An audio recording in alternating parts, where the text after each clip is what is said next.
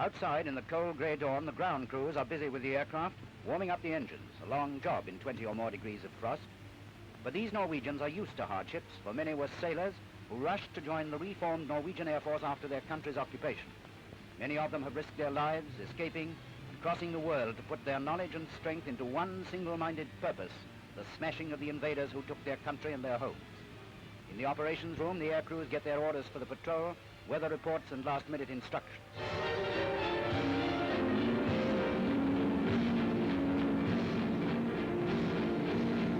Outside, the work goes on. The tanks are filled with petrol.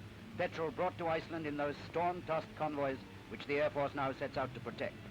Ammunition is loaded, bombs are slung. The aircraft is ready now for whatever menace the patrol may meet.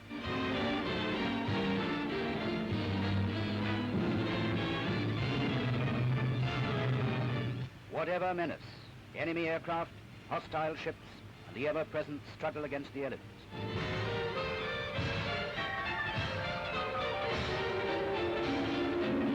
Hauled down the icy, mud-encrusted lava slope which passes for a slipway, she taxis into the water and is ready for the takeoff.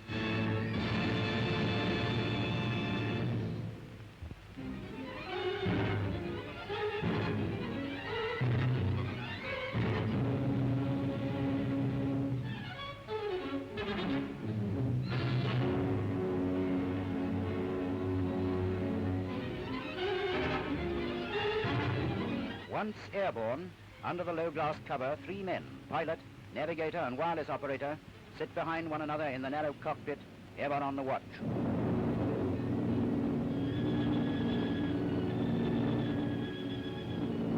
In the half-light of the Arctic winter, they fly mile after mile over the stark, inscrutable face of Iceland, over the Black Mountains, then out to the coast and over Reykjavik.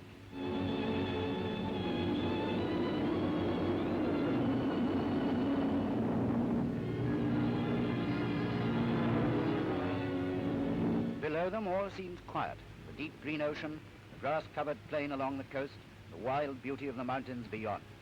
But this land is a fortress now, continually subject to enemy attack. The men in the seaplane must strain their eyes ceaselessly mile after mile, watching for the prowling U-boat and the marauding Fokker-Wulf that swoops from the Arctic skies. The patrol flies on.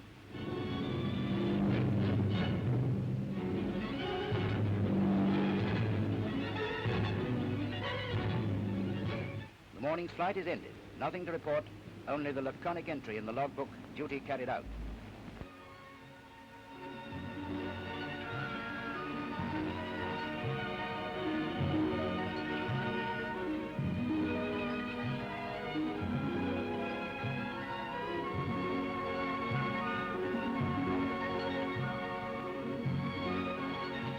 The pilots talk over their work, comparing notes on the uneventful trip.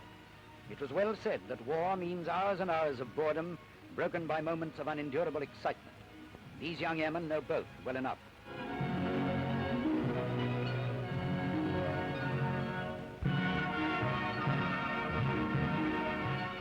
Back at camp in the Nissen huts, which are home to these men of the Allied Air Forces in Iceland, the talk goes on. Their life is monotonous enough, their vigil unending. But they have their different ways of relaxing.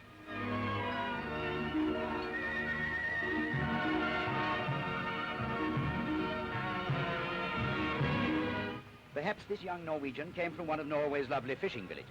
He seems to know his job, and he takes his catch back to camp, waving it before the shaggy sheep whose flesh is the other principal item in the airman's diet. This man is lucky.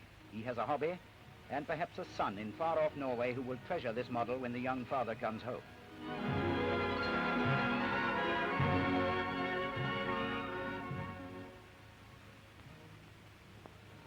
While one group relaxes, another takes over. The patrol flies on over some of the most difficult flying country in the world.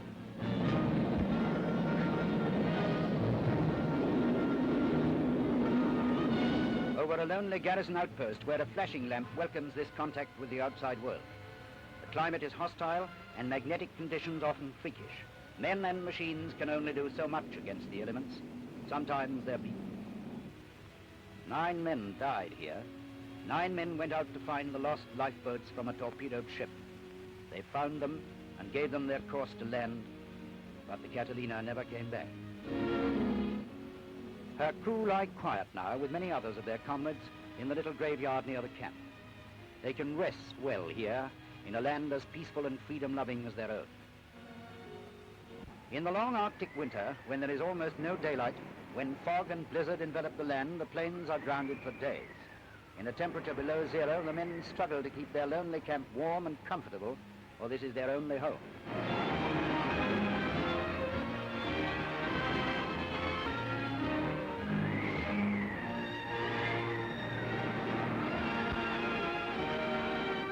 Even then, the undaunted ground crews keep up the maintenance of their aircraft. Icelandic storms can clear up with freakish suddenness. They must always be ready to fly.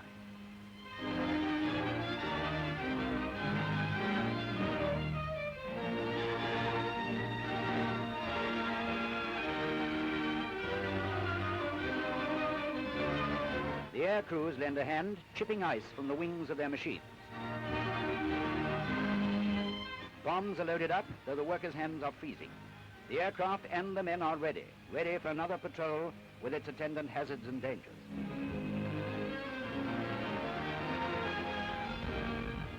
A welcome break in their hard, monotonous vigil, Christmas Day in Iceland.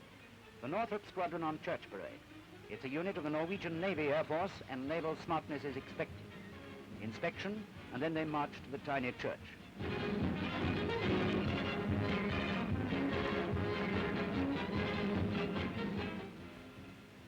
And there they sing the hymns they sang at home on so many other happier Christmas days.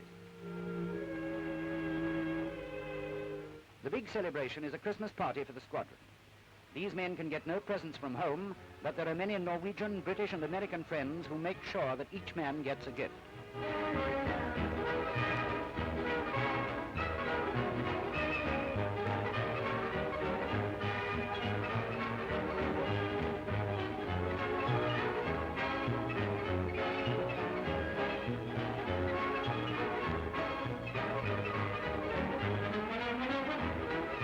Yes, presents are all very fine, but when do we eat?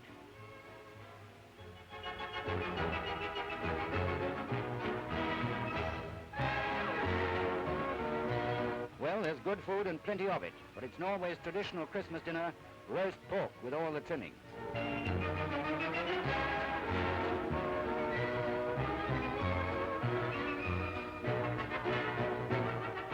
And then on with the dance.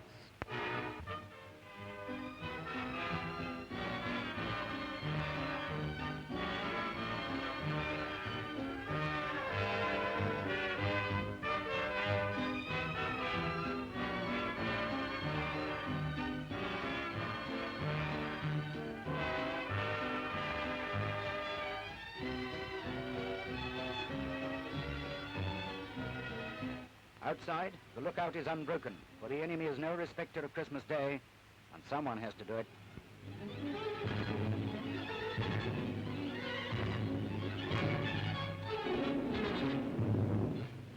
That unending watchfulness, that untiring vigil is the keynote of these men's lives. They endure loneliness and hardship cheerfully because they understand very clearly the importance of their part in this worldwide struggle. This is not their land, though their forefathers peopled it. But they understand that they must guard this northern outpost and protect its people. They must make their icy, monotonous flights south into the Atlantic, east towards the Norwegian coast, north into Arctic fogs, west towards Greenland, and then home again to Iceland.